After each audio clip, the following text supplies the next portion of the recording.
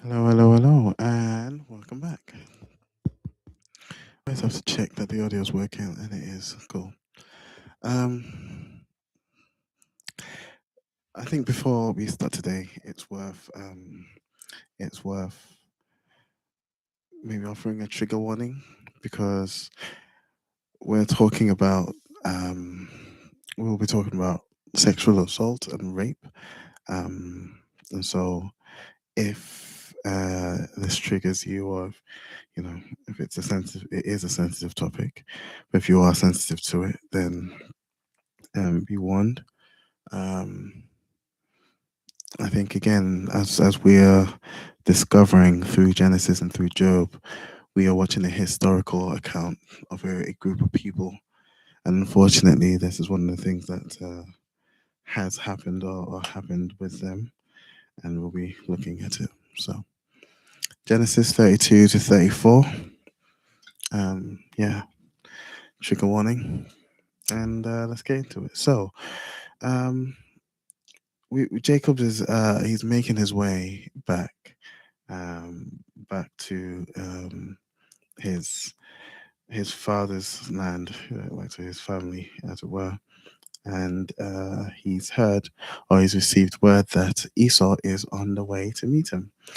Now, interestingly enough, it's been at least 14, 20 years, I think, uh, since um, since Jacob fled to go and live with Laban, after after taking his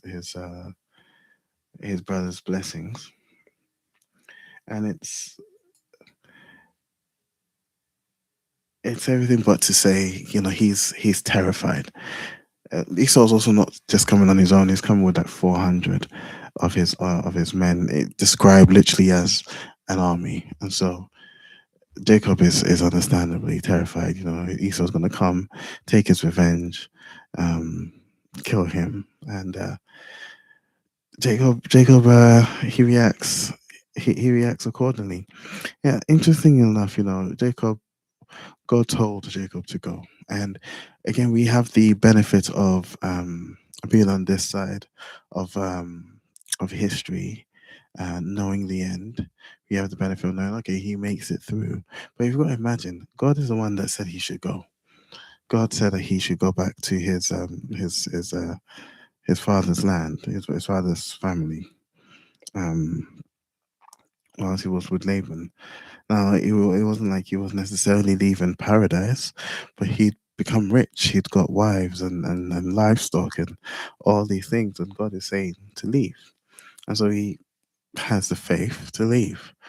Um, but when he hears of his brother coming, cognizant of what he's done, cognizant of their relationship, the reason he left was because his brother decided to say out loud within his mom's hearing that he was going to kill Jacob.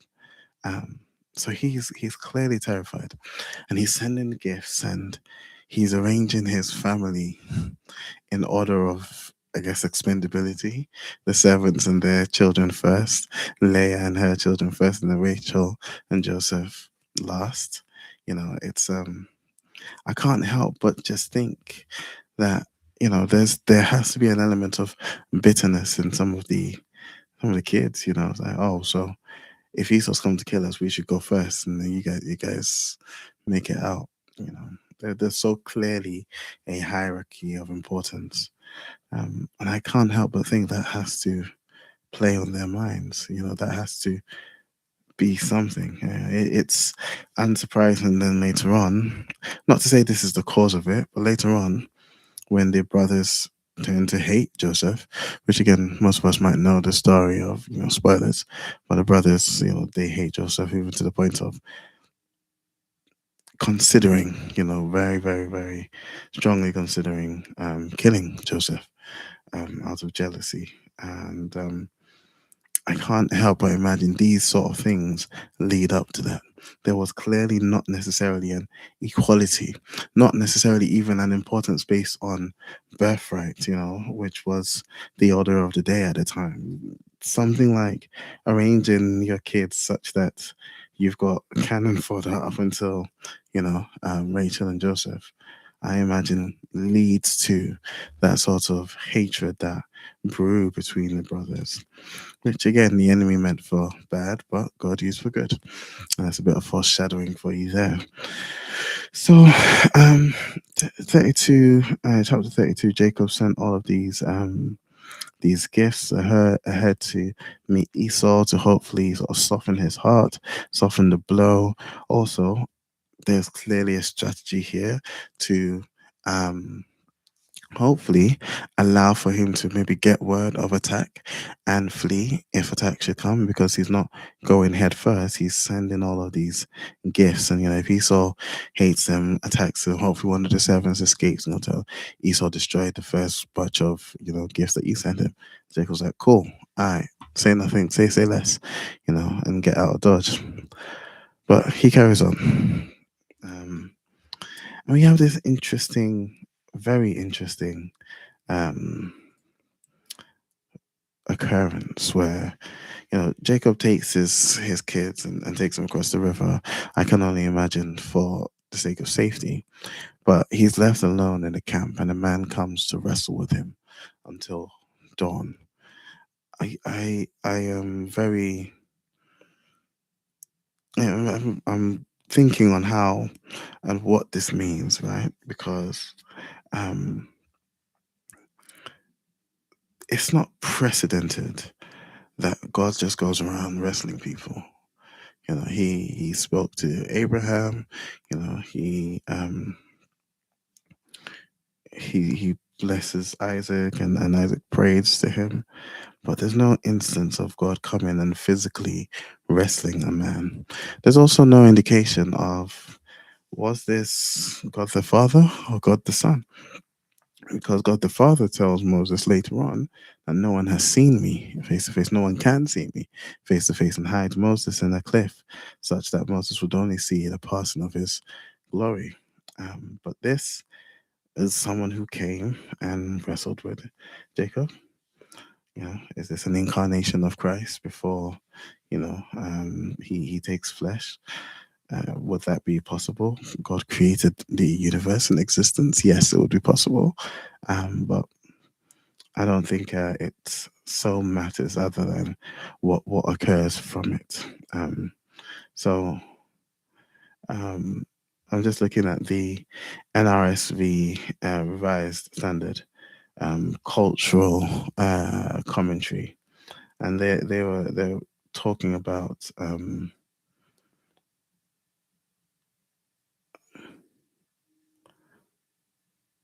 the description here suggests maybe that the struggle wasn't actually a physical one, but a spiritual one, or at least not just a physical one, but a spiritual one. Um, and that's something interesting to go down. Um, I think I'd like to spend a bit more time sort of looking into that. But either way, Jacob struggles with this man and won't let him go, and the guy needs to leave at dawn for some reason. And so he dislocates Jacob's hip, but then blesses him and changes his name from Jacob to Israel at that point.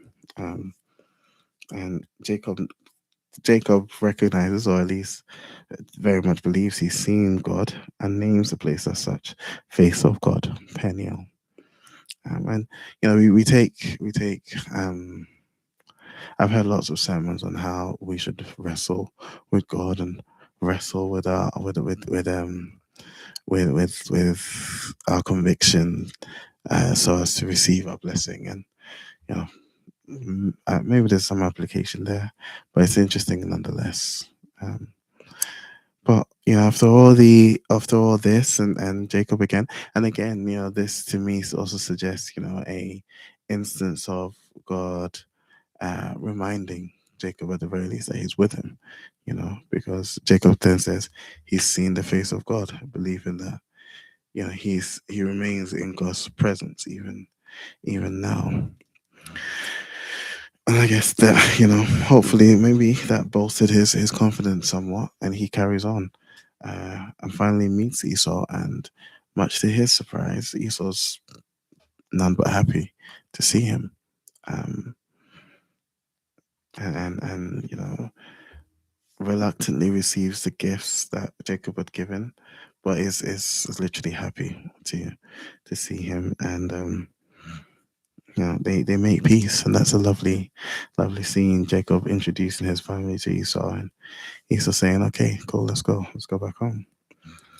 And then there's the really terrible bit, the really horrible bit that happens, because thus far, Jacob's had 11 sons and a daughter, and the daughter is literally caught and raped by the prince of the village where Jacob is. The town family. Yeah, I guess it's a town where Jacob is has set up tents, or actually more than a tent.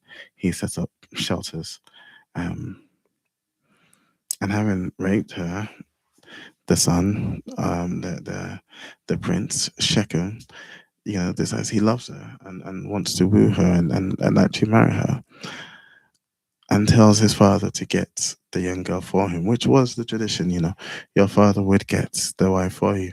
Isaac's wife was got for him by uh, Abraham, effectively through his servant. Um, and the father does, and it's so strange that these people consider rape so commonplace. And again, we saw this with Sodom and Gomorrah, right?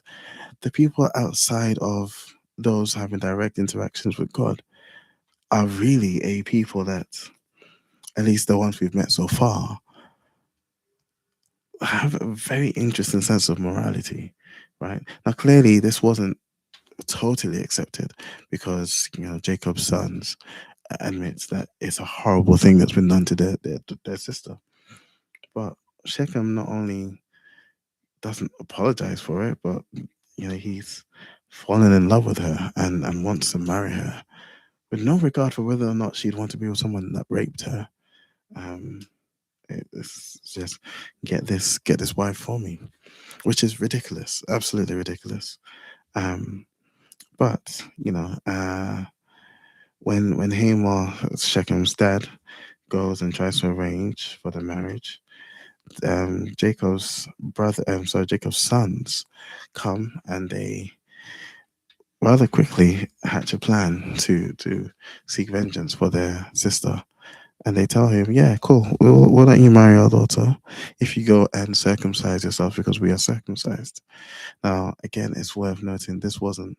I mean, I don't know so much about the um, medical procedures at the time, and we can look into it, but they clearly didn't have the means to do this without pain. I mean, even today, not that I know anyone that's done it. Well, I guess Omarion did it at his older age, but there's anesthetic, and there's all manner of general local anesthetic, and then ways to manage the pain. And I'm sure they probably had some means of managing the pain back then, but they all go ahead and they castrate all the men in the town for the sake of. So it speaks to how important Shechem is, but it also speaks to how much he seemingly really desired their sister Dinah. But whilst they had circumcised themselves 3 days in, while they were still sore, so sore, they were unable to actually fight. Simeon and Levi, who were Dinah's full brothers, so um, they they they slaughter every single man in the town. They go in there and they kill everyone in vengeance of what happened to their sister. And yeah, it's a horrible thing that led to a horrible thing.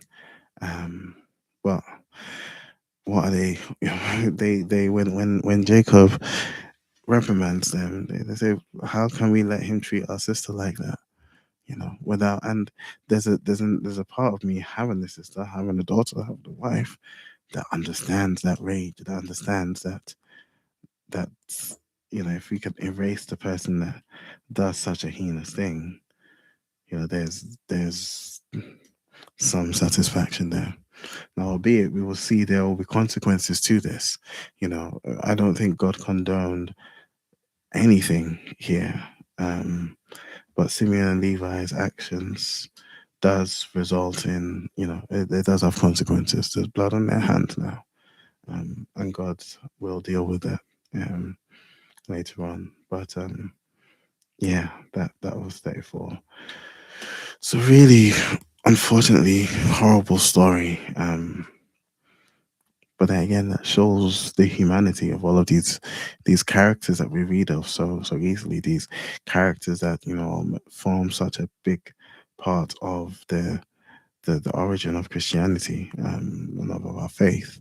You know, um, they were human and had very very human thoughts and actions and reactions, despite you know having interactions with God that meant they were the patriarchs of our faith.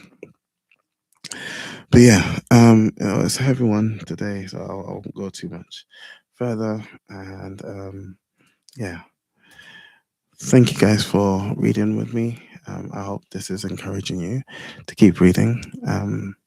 Tomorrow's reading will be Genesis 35 to 37. And yeah, hope you have a good rest of your evening. Peace out.